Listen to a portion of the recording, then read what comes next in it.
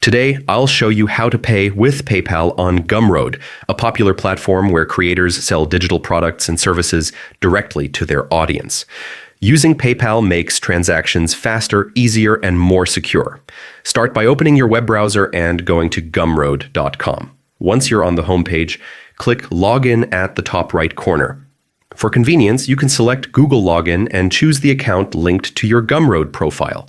If you're already signed in, this step will only take a moment. After logging in, you'll be directed to your dashboard. Next, go to Settings, usually represented by a gear icon. In Settings, click on Payments, which is where you manage your payment methods.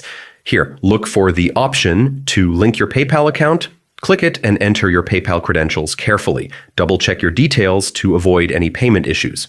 Once everything is correct, save your changes. Now your PayPal account is connected to Gumroad. You can use it for smooth and secure purchases on the platform. And that's it. Following these steps ensures a hassle-free checkout experience with PayPal on Gumroad.